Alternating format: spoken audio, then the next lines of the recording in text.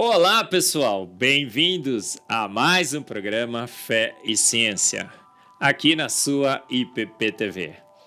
Esse programa que você já se acostumou a assistir em busca de evidências, de razões, de novas descobertas científicas que comprovam que a boa-fé e a boa ciência sempre andaram juntas e continuam andando.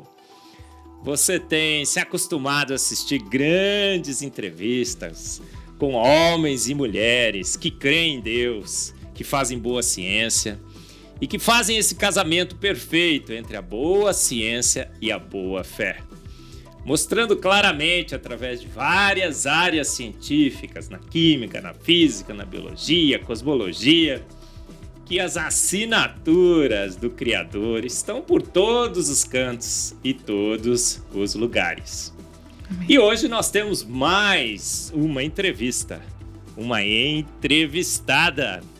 Até já estavam reclamando que aqui tinha muito mais homens do que mulheres, mas finalmente trouxemos mais uma mulher. Ela é a Mayara. Mayara, privilégio muito grande. Você viu que eu só falei o seu primeiro nome, que eu tô treinando até agora os seus dois outros, tá bom? Mayara, um privilégio muito, muito grande ter você aqui no Fé e Ciência.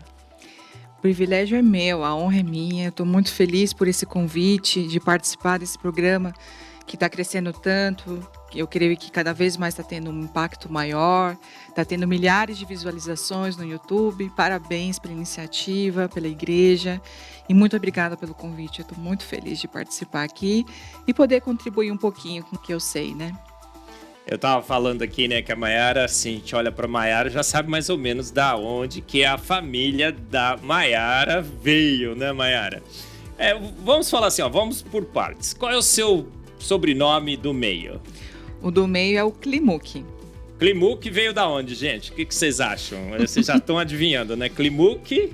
É russo. Russo. Existe também uma na nossa família que talvez a família veio da Bielorrússia, mas a gente não tem certeza ainda.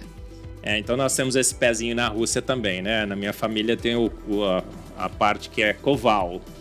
Até a Koval Press, ela foi em homenagem ao meu bisavô, né? Koval. Então nós temos um pouquinho de semelhança russa, vamos dizer assim, né? E o segundo nome, Mayara? O segundo, em japonês a gente fala Uchiyama. Em português, Uchiyama, né? E esse veio do meu pai, né? Muito bem, a Mayara Uchiyama.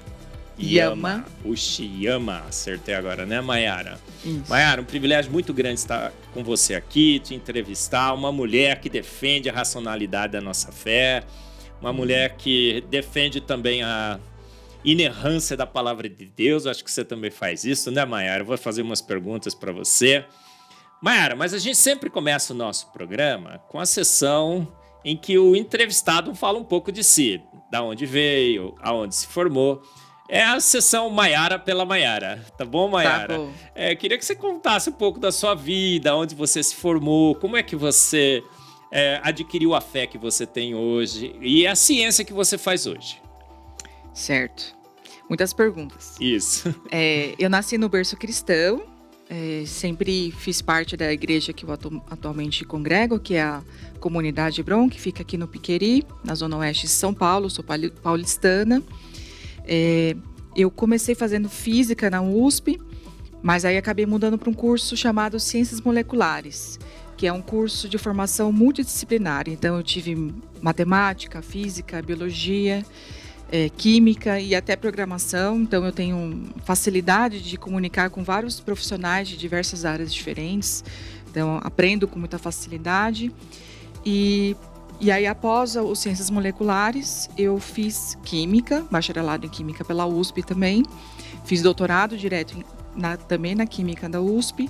E atualmente já estou no meu terceiro pós-doc, né? Sou pesquisadora da Faculdade de Medicina da USP, que a gente desenvolveu algumas nanopartículas lá na Química bastante interessantes e temos feito aplicações médicas.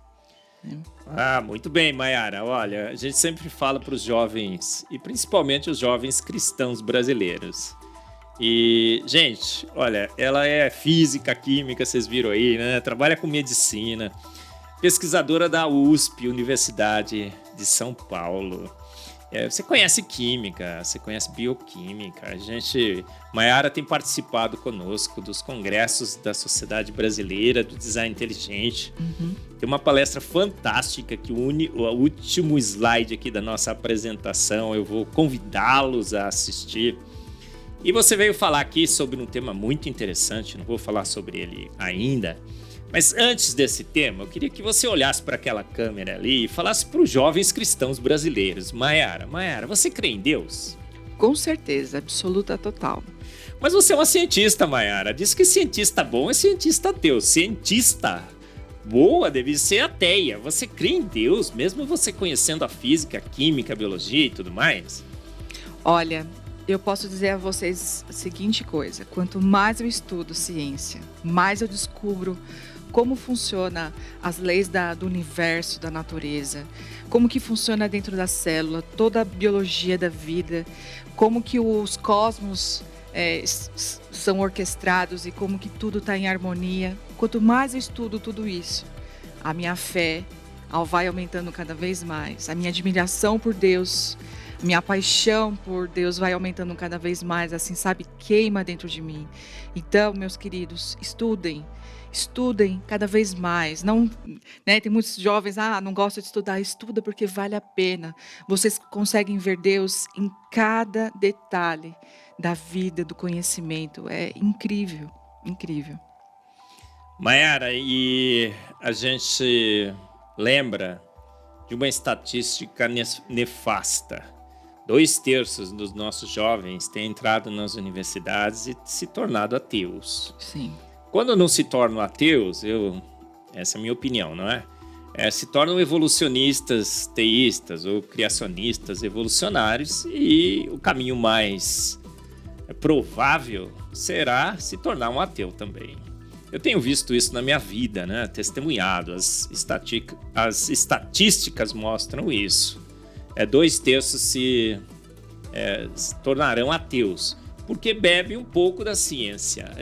Você mencionou aí, não é? O pastor disse isso: um pouco de ciência nos afasta de Deus, muito nos aproxima. O professor normalmente na aula de biologia chega assim e fala: olha, gente, quem ainda crê em Deus? Porque a minha missão nesse semestre é desconstruir a sua fé. Olha só. Nossa. Então, olha, queria que você olhasse de novo na câmera, Maiara. Eu vou explorar você. Fala para os nossos jovens brasileiros. Maiara, realmente Darwin matou Deus? A evolução ocorreu? O Big Bang criou o universo? A ciência sabe que Deus não existe, Maiara? Gente, com certeza não. A ciência não matou Deus. Eu creio que muitos desses cientistas, né, eu conheço muitos deles na Universidade de São Paulo, eles, desde a sua formação, no início da faculdade principalmente, eles são influenciados por esses professores, pelos livros. É pregado como se a evolução fosse totalmente verdadeira, não é questionado. Só que a evolução, cientificamente falando, é uma teoria. Se é uma teoria, é porque ela ainda não foi totalmente comprovada. E nunca será, porque nunca será possível você ver uma espécie, um ser vivo de uma espécie, evoluir se transformando em outro ser vivo. Porque isso depende, segundo a teoria, de milhões de anos. E não existe nenhum ser vivo que dura tanto tempo assim para a gente observar isso a olho nu, não é verdade? Só que o que é incrível é que, como se, quando você discute isso dentro da academia, é como se fosse uma verdade absoluta. E não é. É como se fosse uma religião, sabe? Eles acreditam tanto na evolução que isso se torna até uma religião. Então, se chega alguém de fora e tenta contestar alguma coisa, alguma base dessa teoria, essa pessoa automaticamente ela já é afastada, ela já é criticada, as pessoas não querem escutar, porque essa pessoa está indo contra aquilo que todo mundo acredita, né? Então, eu passo por isso, o professor Eberlin com certeza passou muitas vezes, que eu sei de várias histórias. o preconceito é muito grande, né? E como nós somos cristãos e a gente tem a visão do outro lado, então qual seria a maneira como a vida surgiu, como todos os seres vivos surgiram? Nós cristãos cremos que o Senhor criou, lá conforme está escrito em Gênesis 1. Mas a gente também estuda a ciência, a gente estuda também a teoria da evolução com todo embasamento científico.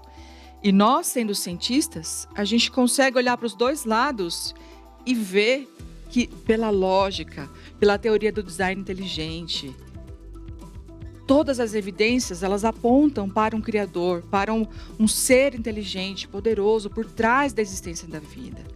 Se você, de fato, vai estudar a evolução, como que ela explica a origem das coisas?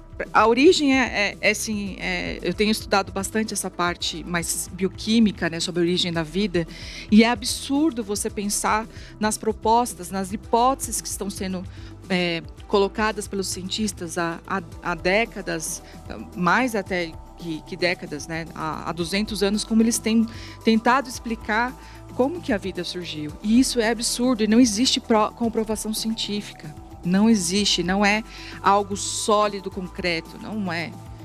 Só que como eles acreditam tanto na evolução, a evolução tem que existir para eles, porque Deus não pode existir. Então a evolução tem que existir, tem que estar certa. Então eles acabam criando essas hipóteses e vão atrás disso. E sabe, qualquer pessoa que estudou um pouco mais, olhando de uma maneira mais afastada e mais indiferente, percebe que existe uma forçação, sabe? Um exagero nisso tudo que eles têm defendido. Por exemplo, o mundo do RNA, que é uma das hipóteses mais aceita hoje dentro da academia, para explicar como que surgiram as primeiras moléculas da vida, como que surgiu o primeiro ser vivo.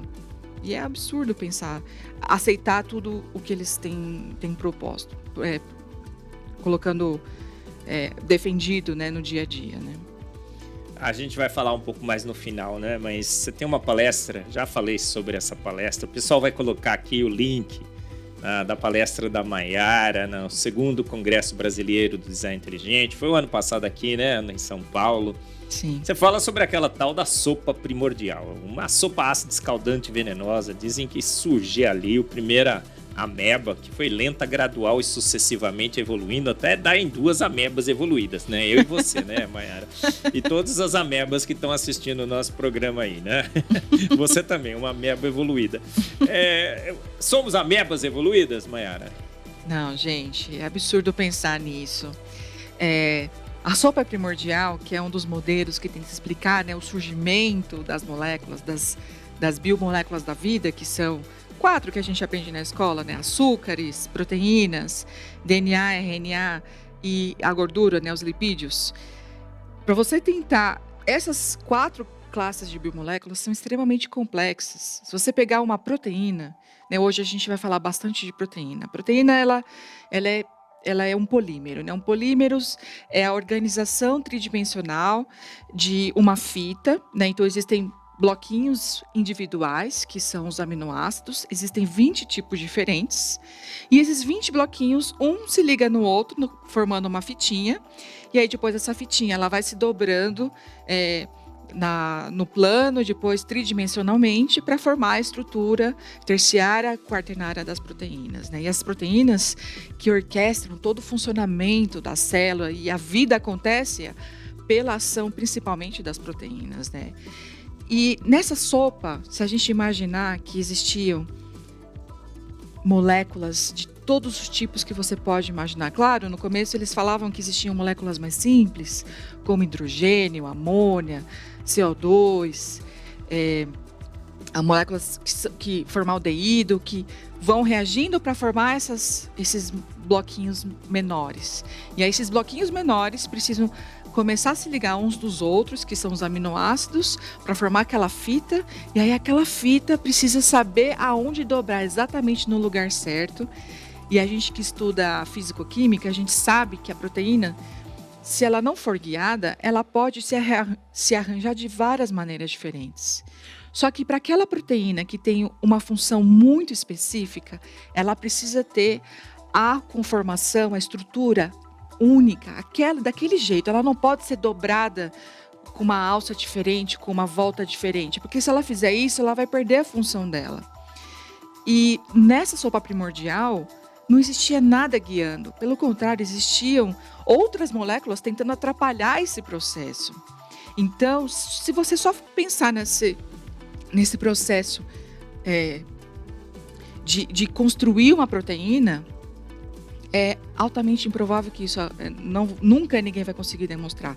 Até hoje, eu pesquisei, nenhum cientista conseguiu, a partir de partindo de moléculas simples, onde você simplesmente joga essas moléculas ali numa sopinha, dá uma aquecida, joga talvez uns choquezinhos, uma outra violeta, e aí forma uma proteína funcional. Ninguém nunca demonstrou isso no laboratório. Nunca. Então, é impossível a gente ter surgido de uma maneira totalmente aleatória, sem direcionamento, sem uma inteligência por trás, sem uma mente inteligente conhecendo e sabendo o que precisa ser feito para aquela proteína existir, e todas as proteínas, as milhares de proteínas juntas, tridimensionalmente ali dentro de uma célula, funcionando com harmonia. Gente, não dá para falar que isso veio do caos, do aleatório, de uma maneira totalmente não guiada, né? Acéfala, né? Acéfala. Muito bem, gente. Olha aí, que aula que tivemos aqui, né, com a Mayara. Fantástico, Mayara. Deixa eu fazer mais uma pergunta antes da gente começar a falar sobre essas nanomáquinas assombrosas e tudo mais. O título da entrevista aqui com a Mayara, a gente vai fazer umas perguntas, ela trouxe uns slides fantásticos. As assombrosas nanomáquinas da vida. Mas antes disso, deixa eu te fazer uma pergunta, um bate rápido aqui. Você crê na Bíblia, Mayara? Totalmente. Gênesis 1, 2 e 3 é literal, Mayara? Eu creio. Deus criou o homem pronto, Mayara? Sim. Mas tem muita gente que está dizendo aí por aí que a evolução ocorreu. O cosmos evoluiu, a evolução ocorreu. Na realidade, fomos até os hominídeos e tudo mais. Aí Deus escolheu um casal e soprou nele o fôlego. Não sei se é da vida, porque vida já tinham, né? Eu fico sempre brincando assim, né? Não sei que fôlego foi esse, porque vida já tinha. Foi o seu espírito, dizem. O que você acha dessa corrente, Mayara, que está levando os nossos jovens? Os nossos jovens estavam sendo levados pelo evolucionismo, agora estão sendo levados pelo criacionismo evolucionário. Estão achando que a evolução ocorreu e que Deus, na realidade, nem participou muito bem, né? Ele só esperou aquele casal se formar, achou bonito, pegou, soprou o fôlego e deu na gente. O que você acha dessa posição, Mayara? Gente, como cristãos, nós não cremos que o nosso Deus é um Deus todo-poderoso? Como? Se você aceita a evolução, então Deus não precisa ser mais poderoso, porque ele simplesmente estaria como um observador de longe, esperando bilhões de anos acontecer aquilo. Ele só deu, o start inicial. A gente está tirando, entende? O que Deus é? Deus é poderoso. Ele é poderoso para fazer, num piscar de olhos, o universo inteiro. A vida, os seres humanos. Se você aceita a evolução e aceita Deus ao mesmo tempo, você está dizendo que Deus talvez não é tão poderoso assim. Entende? Você está diminuindo o papel de Deus na criação das coisas. Então, só para começar, isso já é abominável para um verdadeiro cristão. Essa é a minha sincera opinião.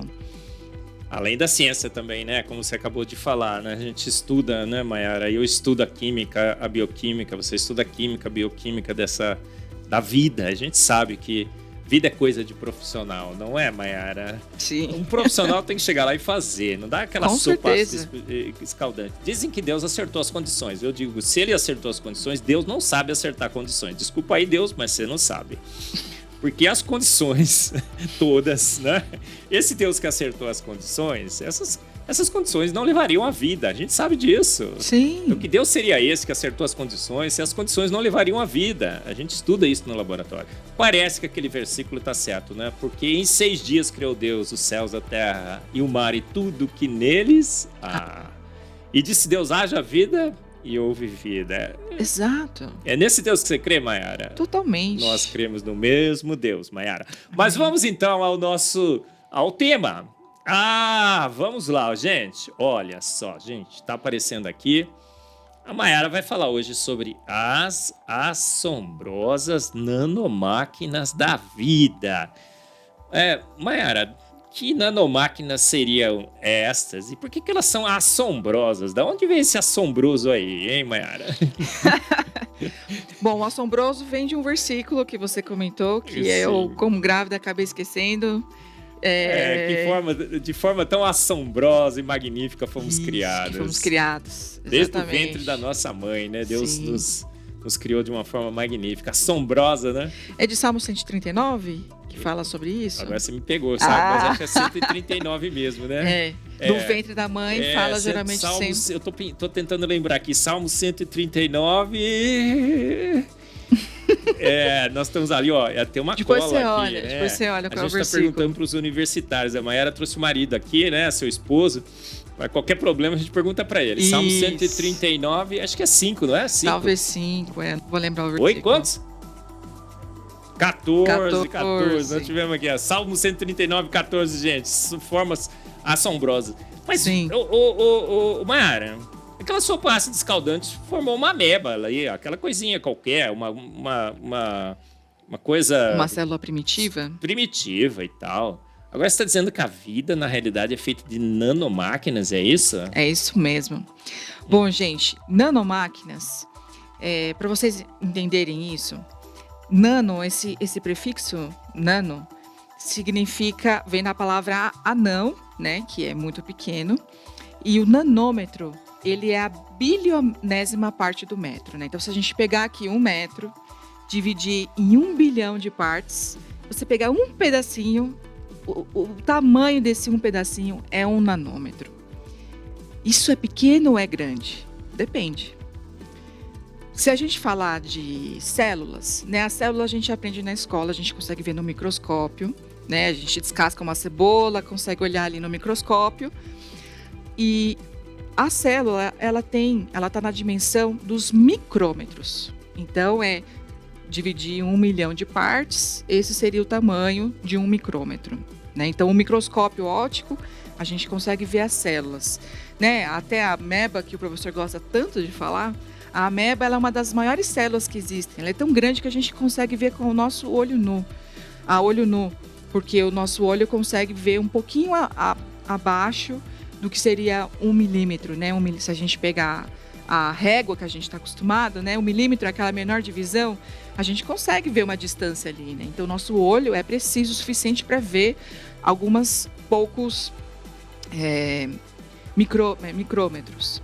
Mas o nanômetro é 1000 vezes menor do que a célula, né? Do que o micrômetro. Então, nesse microscópio óptico, a gente não consegue ver as nanoestruturas, né? Essa dimensão nanométrica. Mas a gente aprende na escola também o átomo. O átomo, que são a estrutura básica da matéria, né? Claro que existem subpartículas atômicas, mas aí a gente ia sair muito do enfoque aqui da palestra. Vamos pensar no átomo. O átomo é bem pequeno. Então, comparando o nano com o nano é maior que o átomo, né? Por exemplo, eu trabalho com nanopartículas de ouro. Elas têm 20 nanômetros de diâmetro, né? Ela é feita mais ou menos de 300 mil átomos de ouro. Então, são muitos átomos. E as nanomáquinas que a gente vai mostrar para vocês aqui, elas são do tamanho nanométrico. Então, ela é feita de dezenas de milhares, centenas de milhares de átomos. Então, comparado ao átomo, o nano é maior. Mas em relação à célula, o nano é menorzinho. Então, o nano está entre uma célula e um átomo. Só para vocês entenderem mais ou menos o tamanho que a gente vai discutir hoje. Tá bom? E elas são assombrosas mesmo, né, Mayara? Olha, o primeiro que você trouxe aqui, que bicho é esse, Mayara? Bom, esse é o flagelo bacteriano. Então, as bactérias, alguns tipos de bactérias usam a forma de locomoção delas no meio líquido é através de flagelos. É como se fosse um rabinho, né? Lembra mais ou menos do girino, vamos dizer assim. Só que o flagelo, gente, bacteriano, ele é uma máquina, uma nanomáquina absurda, assombrosa, assim, é uma das mais complexas que o ser humano já estudou, que os cientistas estudaram. Então, ela tem aquele filamento longo que a gente vê, né, fora da célula, né? Que é esse daqui. Uma bactéria, por né? exemplo, né? Isso, uma bactéria. Tem esse filamento aqui. Aí existe o Ru, que é o gancho, né? Que faz essa curvatura, que também tem uma outra estruturação diferente, proteica. E aqui na membrana plasmática, a membrana plasmática é aquela capinha que envolve a célula, né? Então, no caso, a bactéria. Dentro dessa membrana, existe um complexo proteico maravilhoso. Então, existe um motor, né, um rotor que gira com uma frequência altíssima, que chega a mais ou menos 20 mil rotações. 100 mil. 100 mil RPMs. 100 mil. E, então, essa parte aqui embaixo, ela gira e ela transmite um movimento para esse gancho. E aí, esse gancho girando, ele faz o filamento girar. E aí, esse filamento girando, ele faz aquela propulsão na bactéria. Eu não me lembro agora, talvez o professor saiba quantas proteínas tem aqui, mas são dezenas de proteínas. Até hoje não se sabe muito bem, mas são 40 e poucas proteínas. 40 e poucas, né? E existe aqui para elas funcionarem, existe um gradiente. Acho que está no próximo slide, né? Não sei se a gente vai falar desse gradiente. Mas, mostra um pouquinho mais sobre esse equipamento fantástico. Por que na realidade, esse é o mascote da teoria do design inteligente. Sim. O que tem tão espetacular nesse motor? Lembra daquela analogia que a gente pode fazer com o motor que o homem fez? Sim. Para começar, o rendimento aqui, a eficiência desse motor é praticamente 100%. A perda de energia é mínima. A gente pode dizer que é uma máquina perfeita. Incrível, né? Porque os motores aí a gente tem o quê? Umas 10, 15% de eficiência, né? No máximo, né? Se você liga o motor de um carro quando tá frio ainda, falam que a eficiência é menos de 5%. Bom, hoje os carros com mais tecnologia talvez não, mas quando eu fiz faculdade há muitos anos atrás. O número que eu tenho na minha cabeça é 10, 15%. A gente falava menos de 5% quando o motor tá frio. Ele é praticamente 100% eficiente. Exatamente. 100 mil RPMs. 100 mil RPMs. Gente, 100 mil RPMs, rotações por minuto. É muito rápido. E se parece com o motor feito pelo homem, não é assim, Mayara? Parece. Então a gente tem esses anéis aqui, existem esse motor que gira embaixo, aí existem essas engrenagens que vão conectando a parte que está girando. Gente, isso é só proteína, tá, gente? É só proteína, é só carbono, hidrogênio, oxigênio, é só ali isso que está funcionando e está girando numa velocidade altíssima, com baixíssima perda de eficiência. E existe... toda uma conexão das engrenagens. Então, esse movimento é conectado através de engrenagens, através de anéis, e esse movimento ele vai sendo propagado. Então, a base aqui embaixo é onde acontece os movimentos iniciais, e isso é transmitido através desses anéis até esse gancho e depois para o filamento. Assombroso, não é, pessoal? E coisa incrível, esse motor é demais. Ele quebra, se conserta em funcionamento, né, Mayara? Sim. O Michael Behe usou esse flagelo bacteriano, o motor do flagelo bacteriano, que o flagelo é a cauda e todo o sistema, como um exemplo de complexidade irredutível. Esse negócio está pronto, jamais se formará. Exatamente. Tira uma proteína, tira uma dessa daqui. Parou de funcionar. Parou de funcionar. Ele não vai girar mais, ele não vai conseguir transmitir o movimento. Então, porque a evolução, ela fala o seguinte: se você encontra isso na natureza, esse complexo que tem dezenas de proteínas e que trabalham numa harmonia perfeita para ter esse movimento do flagelo, eles falam que você precisa encontrar outras bactérias, outros seres que são menos evoluídos. Então, eles teriam protótipos de filamentos, só que mais de flagelos mais simples. Então, com partes faltantes, entende? Com menos anéis, com menos engrenagens. Só que aí você vai olhar na natureza e não encontra. A bactéria mais simples já tem esse monstro de nanomáquina funcionando de maneira perfeita. E se você tira uma proteína, ela não funciona mais. Então, como que existiria um ser menos evoluído com um filamento menos evoluído que teriam partes faltantes? Se precisa de todas as partes presentes para que funcione perfeitamente, entende? Então não tem aquela coisa do degrauzinho da evolução, sabe? Não tem, não existe essas evidências. Então essa é uma prova, uma prova não, né? É uma evidência de que a complexidade redutível, que o design inteligente, né, ele, mostra que essa estrutura ela foi criada pronta por um ser inteligente. Entende? Não tem como ela ter evoluído de uma coisa simples até formar algo tão potente e maravilhoso como o filamento, como o flagelo bacteriano. Mas, Mayara, tem um sistema, né? Um vírus usa, que é para injetar o seu DNA. O sistema de injeção, né? T3TS, alguma coisa assim. Uhum. E eles do bacteriófago, né? Bacteriófago. E aí eles disseram, olha, tá vendo? Uma estrutura transicional, porque tem algumas proteínas parecidas com o flagelo bacteriano. Aí eu brinco, né? Como assim? A gente está tentando explicar como o homem conseguiu chegar em Marte. E aí a gente propõe que ele chegou pulando. Mas não tem nenhum intermediário entre a Terra e Marte, né? Tá vendo, gente? Não tem intermediário nenhum. Ele não conseguiria... Ele pisou no quê para pular da Terra até Marte? De repente encontrou a Lua. Aí fala, olha, tá vendo? É o intermediário, é a Lua. Ele pulou da Terra para a Lua e da Lua para Marte. Para Marte. É mais ou menos, né, uma analogia que a gente pode fazer com esse intermediário que encontraram aí. Gente, não tem o menor sentido. Não. As evidências mostram que se tem algum parentesco entre esse sistema de injeção desse vírus e do flagelo bacteriano, o flagelo evoluiu nesse sistema, não foi o contrário. Então é uma evidência muito, muito, muito forte que fomos feitos prontos. Aqui, Mayara, o que a gente está vendo aqui? Parece que é um molde, alguma coisa, é isso? Isso, é um molde. Então, tudo isso que a gente está enxergando aqui são várias proteínas, não são esqueci o nome agora, Você lembra o nome dessas proteínas aqui? Eu esqueci o nome dessas proteínas.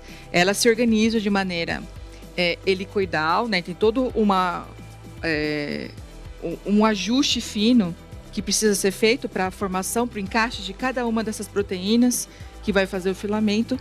E essa parte que a gente está vendo aqui é um molde, é ele que vai guiar. E, gente, esse molde ele é perfeito. Ele foi feito de uma maneira única, que o encaixe é único, sabe? Chave e fechadura, aquela coisa que existe um segredo único. É isso que a gente está vendo aqui. Esse encaixe, esse molde, ele é perfeito. E ele é necessário para a formação desse filamento, da construção 3D, né? E fazer com que o rabinho vai ficando cada vez mais comprido, né? Para ele ser mais comprido, essas proteínas, elas vão sendo adicionadas através desse molde. Vai trançando, né? É uma máquina de trançar, é incrível, isso, né? Esse molde. Isso. Eu falo sobre ele. Isso aqui, olha, são o câmbio, né? É um câmbio automático, não é, Mayara? Sim. Eu lembro que eu falo também sobre isso no meu livro, né? Um câmbio, né? Ele tem câmbio, gente. O motor tem câmbio, ele põe em marcha, ele põe em ponto morto, não é? Isso, desengata para dar uma paradinha. Né? Então, a bactéria quer parar um pouquinho, então existe um desengate, então existe uma mudança conformacional que acontece. Quando a gente fala mudança conformacional, essa geometria tridimensional das proteínas, elas mudam para que haja uma mudança nesse movimento. Né? Então, se ali aquele motor estava girando a 100 mil RPM e em algum momento ele precisa parar ou frear ou diminuir, existe um controle também. E aí, para isso acontecer, existem essas mudanças que acontecem no formato da proteína para ter esse desengate, né? E aí dar uma freada nesse rotor aí. Tem câmbio automático, gente. É um motor com câmbio... Se encontrasse um motor com câmbio automático, magnífico, rodando a 100 mil RPMs, As Ferraris rodam 10, 12 mil RPMs o motor. Esse roda 100 mil. 100 mil. Por isso que eu digo que o designer é exibido e exagerado. Quando ele vai fazer, ele não faz uma Ferrari. Ele faz uma coisa 10 vezes melhor que a Ferrari, né? Para que italiano nenhum, né, se ache. Né? Ele fala, bom, vamos fazer 10 vezes melhor. E só 10 vezes, tá bom? Sim. E aí, ele pôs câmbio, gente. É uma turbina magnífica. E está numa mera bactéria. Mera bactéria. Existe mera bactéria, Mayara? Não, gente. Pelos os biólogos evolucionistas, eles falam, né? O ser mais simples, mais primitivo, mais... é a bactéria. Mas, gente, se você olhar, a gente está falando de uma máquina nanomolecular, que é o flagelo, que tá dentro da bactéria ali, que propulsiona ela. Mas a gente vai falar de várias outras aqui que também estão presentes na bactéria. A bactéria não é um ser simples, gente. É extremamente complexo, porque a vida é complexa. E para ela existir, existe uma sincronia perfeita em todas essas nanomáquinas acontecendo ao mesmo tempo. E a vida, ela permanece e se perpetua. Não tem como ela ter evoluído de algo simples, capenga, e depois vai evoluindo e formar uma coisa que é tão perfeita. Não dá. Mayara, mas temos um novo aqui, olha, o que é isso? Eu tô trocando aqui pra você, né? Que máquina fantástica é essa, hein? Será que ela é colorida assim, né? Não é colorida, gente. Mas que coisa, o que seria isso, Mayara? Essa é a ATP sintase ou sintetase. Então, é uma enzima, é uma proteína que produz a ATP, né? Para quem gosta na escola, né, que lembra de bioquímica, né? A ATP, que é a adenosina trifosfato, é aquela molécula que a gente fala que armazena a energia da célula. Né? Então, a adenosina trifosfato, porque tem 3. Então, essa proteína aqui, ela pega a ADP de fosfato, então tem só 2 fosfatos. Então, para fazer essa associação ao fosfato inorgânico que está livre, para formar o ATP, isso não é uma coisa que acontece espontaneamente dentro da célula, ali no citoplasma, na aguinha da célula solta, entende? Precisa de uma maquinaria para essa ligação acontecer, e é uma ligação muito importante, porque milhares de proteínas na célula precisam do ATP para essas proteínas acontecerem, executarem a função delas. Então, a demanda energética é altíssima. Né, para quem lembra, né, a gente come o açúcar, respira oxigênio, aí vai formando tem toda aquela cascata, né, de reações que acontece para formar a partir do açúcar, formar o ATP, né? Então, acho que, se eu não me engano, a partir de uma molécula de açúcar, de glicose, a gente consegue formar 38 ou 40 moléculas de ATP. Então, a gente precisa de muita molécula de ATP. Mas parece uma turbina, não parece, Mayara? Sim. Olha, eu digo que isso aqui é a Itaipu da vida, né? Mas é muito, muito, muito mais sofisticado, gente. Olha, é uma turbina. Exatamente. E tem reatores. Não é uma reação qualquer. Os 2 reagentes entram dentro dessas câmeras e à medida que esse reator gira, os 2 reagentes são abraçados ali dentro, apertados. E isso para forçar a reação química acontecer. É uma reação induzida. A ligação, né? Pelo abraço, né? É o abraço que cria essa ligação. É aqui que eu abraço, aqui, ó, nessa parte. Então, conforme vai girando, essa movimentação do giro, ela acontece porque existe um gradiente de concentração. Eu acho que é de prótons. É próton, uma energia de prótons. Isso, então... Não é água corrente, gente, é prótons. É prótons, né? É hidrogênio, né? Hidrogênio positivo. Então, quando tem essa diferença de concentração, porque isso aqui está preso, essa proteína, ela está presa numa membrana, como está aqui, né? Geralmente, a membrana da própria mitocôndria. E aí, existe essa diferença de concentração de prótons. Então, esses prótons vão se associando, né? Aqui o próton é o amarelinho, ele vai se associando a esse rotor que está girando. E na hora que ele liga e desliga, que vai quando... Só para vocês entenderem um pouco como acontece, só para vocês entenderem como é que isso gira, né? Gente, isso é maravilhoso nas proteínas. É assombroso, né, Mayara? É assombroso. Um próton... Gente, o próton é o menor íon que existe. De todos os íons que se existe, é o menor que existe, porque só o hidrogênio sem o elétron, né? Então, é um próton nadando ali na água. Basta um próton, entrar numa dessas cavidades, porque existem várias cavidades aqui nesse rotor que gira. Basta se ligar, na hora que ele se liga, se ele se aproxima, ele gera uma mudança nessa conformação, nessa estruturação da proteína. E aí, conforme um liga e o outro do outro lado se desliga, faz com que dá tipo um tranquinho assim, e esse tranquinho acontecendo a milésimos de segundos várias vezes, faz o negócio girar. Não é perfeito? Gente, não tá ligado numa tomada, sabe? Não tá, dentro de uma célula.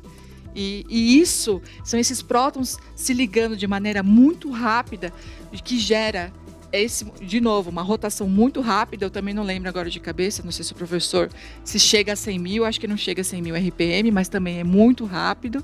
E aí, esse movimento se transmite aqui por essa parte intermediária. Um eixo, né? Um eixo central. Pelo eixo, que conecta essa parte de cima que o professor brincou, que é como se fosse um abraço. Reatores a abraço. Gente. Isso, então ele abre, aí vem o ADP mais o fosfato, fecha. Na hora que fecha, induz aquela ligação, aquela conexão do ADP mais o fosfato, formando o ATP. É incrível. Um carrossel químico. Eu fiquei pensando, né, outro dia, Deus acho que ficou pensando, né, eu vou fazer uma usina de produção de ATP. Aí eu vou queimar gasolina. Não vai dar para queimar gasolina na célula, né, vai ser meio bruto. Aí eu vou fazer com elétrons, né? Eletricidade. Vai dar choque na célula, coitada. Aí já vou fazer diferente. Vou fazer, na realidade, usando a energia dos prótons, né? Esse tranquinho. O tranquinho de próton, como você falou, né, Mayara? É assombroso. Olha, e ela tá fixa na membrana, gente. Imagina, fixa na membrana. Uma coisa rodando, né? Com torque. Boa. Deveria quebrar essa membrana, mas sai não quebra, voando, né? Não. Pensa numa evolução desse bicho aí, gente. Até a máquina se formou. Ela não grudou muito bem na membrana. Grudou. Primeira volta que ela daria, o que aconteceria, Mayara? Sai rodando pra lá. Vai sair pela tangente. Olha, eu quebraria o motor, eu quebraria a membrana. Gente, isso, quebraria a membrana. É um ajuste assim, finíssimo. Sim. Ou isso foi feito pronto, ou não teria motor, não teria energia na vida, não é, Mayara? Exatamente. Mas vamos ver mais, né, Mayara? O que é isso aí agora, Mayara? Aqui é uma maquinaria para consertar o DNA. Então, DNA, gente, vocês lembram?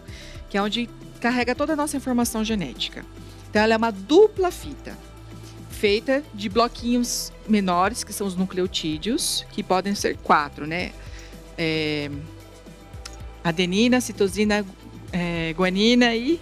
Olha, é só lembrar timina. Do Aguinaldo Timóteo Gal Costa, Mayara. Exatamente.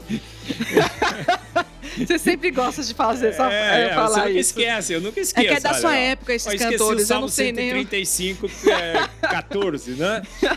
Mas o ATGC eu não esqueço, olha, Aguinaldo Timóteo Gal Costa. Exatamente. E existe, gente, essa sequência que tem que ser perfeita, né? Para carregar a informação toda que a gente precisa para formar um ser humano, certo? Mas o nosso DNA, como ele é muito grande, ele tem 1,80 m mais ou menos de comprimento, é uma molécula muito grande, certo? E existe DNA em todas as células, tirando os glóbulos vermelhos, todas as nossas células têm um núcleo, e dentro do núcleo tem um DNA ali todo espiralado, todo enovelado, né? Para caber dentro da célula. E, gente, claro que vai acontecer mutações nesse DNA. A própria água induz a hidrólise, né, a quebra do DNA, e esse DNA precisa ser reparado. Gente, por que o DNA precisa ser mantido íntegro? Porque lá está toda a informação.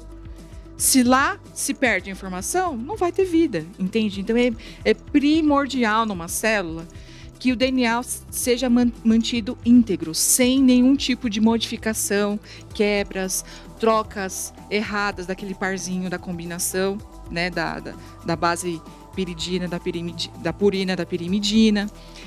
Precisa ter aquele pareamento perfeito. Então, constantemente o nosso DNA ele está sendo escaneado. Então, aqui, está mostrando o nosso DNA sendo escaneado por um complexo proteico, que são essas máquinas que estão o tempo todo verificando se está certinha a sequência, se não está faltando nada, se não teve uma troca errada nessa combinação do pareamento dos nucleotídeos. E aí, nessa maquinaria que está escaneando, se eles encontram isso, Aí vem uma outra maquinaria. Existem vários tipos de maquinaria diferentes, depende do tipo de problema, de ruptura, de mudança que teve, né, no nosso DNA. Vem uma maquinaria específica, aí ela vai lá, e gente, isso é muito rápido, tá? Como nesse videozinho aqui, é muito rápido esse escaneamento assim. Viu o erro, já chama ali a galera vem, troca ali rapidinho, troca de uma maneira perfeita, precisa, em coisa assim de muito rápido, assim, poucos segundos, e continua. Aí, você acha que isso fez uma vez no DNA? Gente, isso está acontecendo o tempo todo. Porque o DNA, a qualquer momento, pode ser mutado. Nem aqui a nossa pele, né? A gente vai para a praia. Nossa, quando a gente vai para a praia, gente, se vocês não passam protetor solar, acontece tanto dano no DNA. Quando a gente fala dano, é essa modificação química estrutural que acontece no nosso DNA por causa da luz ultravioleta. A luz ultravioleta, ela tem o potencial de fazer uma reação química, trocando a citosina por uracila, se eu não me engano. É um erro muito comum que acontece por causa da luz ultravioleta. Então, essa maquinaria ali que está fazendo esse scanner fica o tempo todo. Acabou de escanear o DNA, começa de novo. Na verdade, são várias maquinarias escaneando o DNA o tempo todo. E isso, gente, é muito preciso. E aí, voltando só rapidinho, eu não sei se eu estou falando muito, desculpa. Não, tá ótimo, Mayara. É que eu sou Sim. muito faladeira, mas é que eu gosto Sim. de mostrar um panorama um pouco mais geral, Uhum. né? Então, se a gente falar lá da sopa primordial, né, da criação das primeiras moléculas, imagina aquele primeiro DNA sendo formado.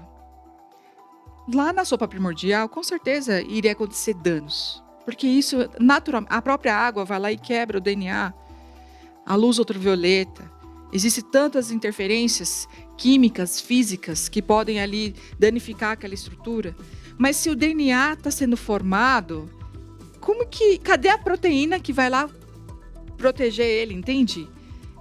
Só que o DNA, não sei se vocês lembram, a partir do DNA forma o RNA, aí o RNA que vai dar a informação para produzir a proteína, né? Então, o DNA que estava sendo criado ali, formado pela primeira vez, não tinha nem a informação para produzir essas proteínas, provavelmente, que vão corrigir ele mesmo, entende? Não tem como acontecer esse ajuste fino.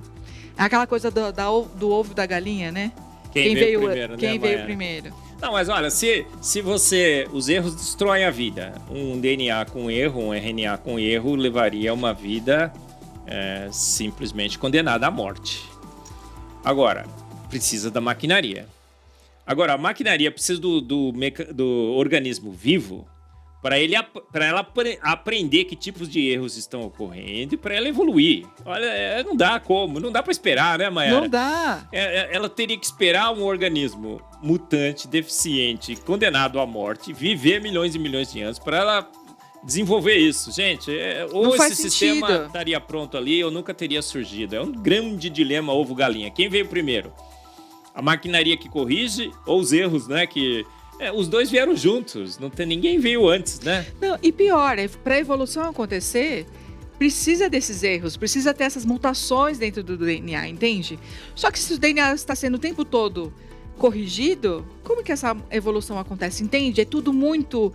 Não faz sentido nada disso. Se correr o bicho pega, se ficar o bicho come, não é? Isso, exatamente. Mas, Mayara, olha, a gente precisamos ir um pouquinho mais rápido, que você trouxe muita máquina aqui, viu? Desculpa. E que máquina é essa, Mayara? Esse é o ribossomo, que a gente aprende também na escola, que é uma máquina incrível. Assombrosa, porque ela que faz a mudança de linguagem. Então, entra aqui o RNA mensageiro com a informação de como formar uma proteína, né? Que a proteína é feita de aminoácidos. O DNA, o RNA é feito de ácido nucleico. São duas linguagens químicas diferentes. Então, o ribossomo que é essa estrutura aqui proteica que consegue fazer essa combinação, como mudar de linguagem, né? Como fazer a tradução da linguagem, né? Então, conforme o RNA mensageiro vai passando, não sei se a gente precisa... Conectando, Sim, né? aí vem o RNA transportador, que traz a informação. Ele consegue ler a fita a cada três bases, né? Ele se liga especificamente a cada 3 sequências específicas, e essas 3 sequências específicas de nucleotídeo está associado a um aminoácido. Existe essa... Aqui em cima, né? As bolinhas, né? Isso. Cada sequência, cada 3 codifica uma bolinha diferente. Exatamente. E as Incrível, bolinhas né? vai formando a proteína, certo? E aqui, ó, vocês estão vendo que é aquela fitinha que eu falei, é só uma coisa única, né? Aí aqui não está mostrado, mas existem outras proteínas que vêm depois, logo em seguida, aqui nessa fitinha de proteína que está sendo formada, que são as chaperonas, que ajudam no enovelamento específico. Então, são essas outras proteínas que vão falar para essa proteína aqui onde é que ela precisa dobrar. Então, elas vão ajudar o dobramento correto dessa proteína para que ela tenha o formato tridimensional correto para perfeita funcionalização. É assombroso, né, gente? Dá uma olhada aqui, ó. É assim, ó. 3 roxinhos, fala, coloca uma bolinha roxinha, coloca uma bolinha verde. Gente, isso é informação assim, olha, 10 mil, 100 mil, Sim. 500 mil bolinhas na sequência. É muito rápido. E depois, quando sai, as bolinhas fazem assim, ó, forma o narizinho, né? Eu brinco assim, né? Forma uma orelhinha, né? Isso. Se autoenovelam automaticamente. São 2 mãozinhas, né, Mayara? Que ficam tricotando essas proteínas. Exatamente. O Rodolfo Paiva deu uma palestra, você talvez tenha assistido, né, no 2º congresso. Sim. Qual é a eficiência de uma máquina dessa, Mayara? Nossa, é Sigma 7, né? É, mais 9. Sigma assim, 9? A Toyota era 5 noves. Isso daqui são 9 noves, 12 noves, não lembro mais. É tanto 9 que eu já esqueci. A eficiência é 99,99. Acho que 9 noves depois da vírgula. Ela faz um erro em 10 milhões. Um erro em 10 milhões. E aí, quando erra, recicla. Recicla, exatamente. Incrível. Já percebe que errou, já recicla, começa tudo de novo. Mas o que é isso agora, Mayara? Então, o que é esse bichinho com perna aí? Que gente, tá andando nas a primeira rodovias? vez que eu vi isso, eu chorei. Eu vi Deus. Assim, eu nunca vou esquecer. Minha primeira aula de biologia celular. E eu não vi assim no videozinho, assim. Eu vi de uma maneira mais rudimentar, com técnica de microscopia eletrônica. Eles tiraram várias fotos da microscopia eletrônica dessa proteína aqui, que parece que tem esse pezinho que vai andando em cima do microtúbulo. Essa aqui é a quinesina. Quinesina, cinesina, né? Depende de quem traduz. Ela, gente, ela vai andando em cima do filamento, que lembra da célula? Para ela ficar assim, cheinha, toda estruturada, ela tem vários filamentos, vários tubinhos, vai como se fosse o esqueleto da célula. E em cima desse esqueleto, desses filamentos, existem essas proteínas aqui, que elas carregam, gente, mitocôndrias, várias organelas muito maiores, muito mais pesadas do que essa proteína aqui. Então ela se liga, vamos dizer, nos bracinhos, na organela, e com os pezinhos ela vai andando em cima do filamento para levar a organela de um lado para o outro da célula. Assombroso, não é, gente? Não é magnificamente assombroso, gente. Sim, olha... Eu falo no meu livro, né? Ele roda proporcional ao humano a 1000 km por hora. Esse bichinho tá aqui em câmera super mega lenta, né? Sim. Mayara, faz sim. assim, ó. Senão a gente não ia enxergar. Aqui tá de maneira didática pra gente ver o passinho, né? E aqui, gente, para cada passinho existe um gasto de ATP. Lembra então da ATP sintase? Então, ela forma o ATP, a adenosina trifosfato. Então, para cada passinho, existe uma quebra, precisa de energia para esse passinho acontecer. Por isso que é uma nanomáquina, né? Uma máquina precisa de energia para ela executar o serviço dela. A função é esse caminho, é mudar, né, a posição dessa proteína para frente. E ela sabe o lado que ela vai. Gente, a gente podia ficar aqui até amanhã falando dos detalhes de como que tudo isso acontece. É lindo demais, é lindo demais. E aí, mais uma proteína maravilhosa, uma máquina perfeita. Somos robotizados, não é, Mayara? A vida é robotizada. Agora, sem ATP, esse negócio não sairia do lugar, não teria energia. Exato. Tudo interdependente na vida. A vida é um tudo ou nada. Ou tudo estava pronto ou nada aconteceria. Exato. Gente, ou tudo estava pronto ou nada aconteceria. Esquece essa história de lento, gradual e sucessivamente, né, Mayara? A vida é coisa de profissional. Mayara, a gente tem agora uns poucos minutinhos para passar pelo resto da maquinaria. Gente, é maquinaria que não acaba mais, né? Exato. Mayara trouxe 10 slides, eu vi aqui, com algumas máquinas Mas assista, gente, leia o livro, né? Eu falo no Antevidência, no Fomos Planejados, o Michael Behe fala no Caixa Preta de Darwin, na Evolução de Darwin, as palestras da Maiara e tudo mais. Maiara, vamos fazer agora um VaptVupt aqui. O que é isso, Maiara? Esse daqui é uma aquaporina. Gente, é um canalzinho de água. E isso é uma proteína que tem na membrana da célula. Então, todas as células, porque precisa ter esse equilíbrio de água, né? Porque a gente sabe da osmose e tudo mais. E aí, esse canalzinho, gente, ele é específico. Ele só deixa passar a molécula de água. Não passa próton, não passa sódio, não passa nenhum outro cloreto, não passa. Ele é específico, ele é construído de uma maneira que o canalzinho, o tempo todo, a molécula de água vai se conectando de uma parte na outra, e aí essas partes identificam que realmente é a água e não é outra coisa, e vai deixando ela passar. Maiara, os filtros que a gente faz, usa nos nossos laboratórios, fala, nossa, olha aqui, né? Tem aqui o Milikay e tal, aqueles...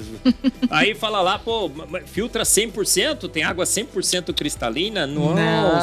Gente, os melhores e melhores químicos desse planeta, engenheiros, se quer chegar perto da eficiência desse filtro, 100% de água pura, corta os prótons e tudo mais, né? Exatamente. Maiara, esse cara ganhou o prêmio Nobel em 2003, Peter Agre. Isso. Vou fazer uma pergunta agora para você. Ele ganhou o prêmio Nobel, Maiara, porque ele descobriu como esse filtro funciona.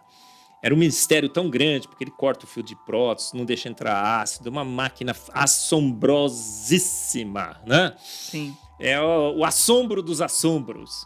E ele ganhou o prêmio Nobel por ter descoberto como é que a máquina funciona. Que prêmio você daria para quem fez a máquina, Maiara? Nossa! Não existe prêmio. Mesmo que eu louvasse minha vida inteira, constantemente, eternamente, não seria o suficiente para homenagear e engrandecer aquele que fez a aquaporina em todas essas nanomáquinas. Senão não teríamos vida nesse planeta, não estaríamos aqui, né, contemplando a sua obra. Isso, o que é, Maiara? Agora a gente vai, sim... 30 segundos cada um, Maiara. Aqui na perna desse bichinho, esse bichinho aqui é um percevejo, né? E tem essas nanoengrenagens. Então, existem vários animais. Aqui também a gente podia... As borboletas também tem, um monte de animal. Tem várias estruturas que fazem zigue-zagues, formatos nessa escala nanométrica, né? E esse daqui, ele tem essas engrenagens... Eu esqueci se é para pular ou se é para saltar. Isso, é. Então, são essas engrenagens. Tá vendo aqui essa microscopia eletrônica? Aqui, ó. Isso. Que tá bem na patinha do animal. E quando elas giram, elas conseguem desenvolver um mecanismo para fazer com que esse bichinho pule a uma altura extremamente alta. Então, esse mecanismo de pulo depende de nanoestruturas que estão na sua pata. Olha que incrível isso. Eu digo que se a evolução tivesse feito um bichinho desse, né, pulando com engrenagens, seria o efeito Crack-Nhack. Já viu falando sobre esse efeito, Maiara? Já, em alguma palestra. Eu faria uma engrenagem, tá bom, a evolução fez uma engrenagem, mas os dentes não se encaixam muito bem, né? A engrenagem não é dura, porque isso aqui é duro, né? O polímetro mais duro conhecido pelo homem. Aí o bichinho ia tentar pular com aquela engrenagem que Darwin lhe deu, né? Aí ele ia pular, o que aconteceria? Não encaixava direito, fazia crack. E o predador vinha e fazia nhaque. Nhaque. É o efeito crack-nhaque, né? Muito bom. Da muito evolução. Bom. Pode falar, Maiara. Só mais um exemplo que é legal, aqui, da lagartixa que eu lembrei. A lagartixa também tem nanoestruturas nas palminhas dela. E essas nanoestruturas que faz com que a lagartixa consiga subir até em vidro, até em materiais extremamente lisos, né, onde não tem muita rugosidade. Essas interações, essa nanoestrutura aumenta a área superficial e a área de contato, e por força de Van der Waals, a lagartixa consegue, essas estruturas se interagem com o material e mantém a lagartixa ali escalando sem escorregar, sem cair. É incrível. É o melhor de todos os velcros, né, Maiara? Exato. Muito melhor. Maiara, que bichinho é esse aqui? Esse daqui é uma vespa, né? Que está sendo comida pela... Esqueci o nome dessa planta. É uma planta carnívora. Planta carnívora, mas eu não sei o nome. O nome também não sei, Maiara, mas é fantástico, né, gente? Eu falo no meu livro quanta evidência. Sim. Tem um sensor, a planta carnívora vai lá e tchum, e pega. E planta, gente, eu até brinco, né? Que isso daqui os vegetarianos não gostam muito, né? Porque é uma planta que come carne, né? Pois é. Ela não precisaria disso, gente. O metabolismo da planta mostra que ela sobrevive. Se você cortar, ela sobrevive. Sim. Então é um plus, é um exagero. Ele é exibido exagerado e um pouco debochado, porque ele fez uma planta que come carne, uma planta carnívora, e o sistema é magnífico, né, Mayara, se entrasse e fechasse, ele espantava. Acumula voltagem, faz até 25 milivolts. Quando dá a voltagem certa, que percebe que ele já está dentro, aí sim, tem um aciona sensor, o mecanismo. Sensor de presença. É demais, né? Sim. Mayara, para terminar, que o nosso tempo já está esgotado. Fala aí, Mayara, somos amebas evoluídas? Será que toda essa maquinaria assombrosa, magnificamente assombrosa, que você acabou de mostrar aqui, e foi só um vislumbre, gente, foi 0%. Só um vislumbre, a gente só passou assim, de leve pela superfície da vida. Será que toda essa maquinaria assombrosa e magnífica, nanomolecular, poderia ter surgido, né? Aqui a ameba, a primeira ameba, né? A sua tataravó, né? Você falou que ela já vem com tudo isso. Ela já teria que vir com tudo isso, certo? Sim. Você acha que naquela sopa ácida escaldante teria surgido essa primeira ameba, Mayara? Não, gente. Impossível. Não tem como. Como eu expliquei, o surgimento das proteínas, o surgimento do DNA no meio dessa sopa. E tipo, isso é só uma coisa, você falar de como surgiu um pedacinho de DNA ou uma proteína. Mas a gente está falando de uma célula. Gente, a célula, ela é muito complexa. Ela tem uma membrana lipídica, bicamada lipídica, que tem várias proteínas dentro dessas membranas que fazem a seleção seletiva dessa membrana, não deixa passar qualquer coisa, não pode entrar qualquer coisa dentro da célula. Senão a célula não ia existir, não ia ter vida, ela ia ser destruída, certo? Ela precisa ser seletiva, né? Então ninguém nunca explicou na ciência a formação dessa membrana bicamada lipídica e ela tinha que ser formado ao redor daquele DNA primitivo, aquela proteína primitiva que tinha sido surgida ali. Então, como é que essa membrana ia saber onde é que isso estava sendo formado, entende? E, gente, não tem como. Se você pensar um pouquinho com o seu conhecimento de química, de bioquímica que você aprende na escola, não tem como você imaginar a formação de amebinhas, de células prontas, perfeitas, com essas maquinarias maravilhosas, surgindo do nada, ocasionalmente, mesmo que demorasse milhões de anos, bilhões de anos, não seria tempo suficiente. Existem cálculos matemáticos que falam que precisaria de muito mais tempo para conseguir fazer uma nanomáquina um pouco mais complexa. E, gente, não dá. Pessoal, um papo super, super mega legal, né?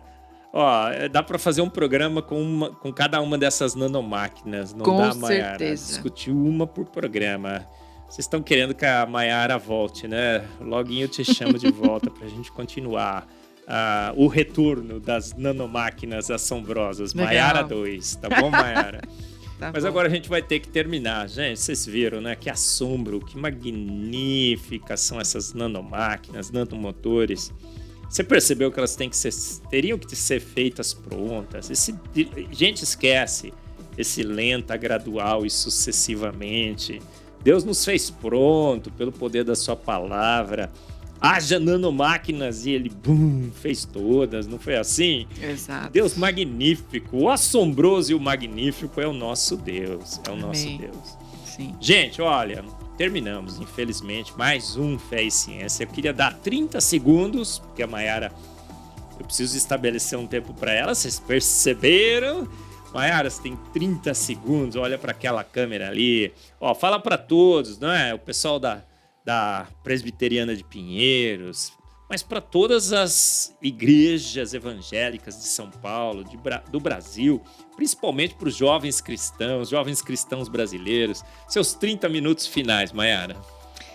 Meus queridos, como vocês podem ver, quando a gente começa a estudar a ciência de verdade, sem preconceitos, sem amarras, sem pré-julgamentos, com aquilo que você estudou na faculdade, na escola, mas você tenha a sua mente aberta e com a ajuda do próprio Deus, do Espírito Santo, a gente começa a entender a ciência de uma maneira muito mais além daquilo que os cientistas, que são só cientistas, que não têm Deus, que são apenas humanos, nunca vão conseguir acessar, entende?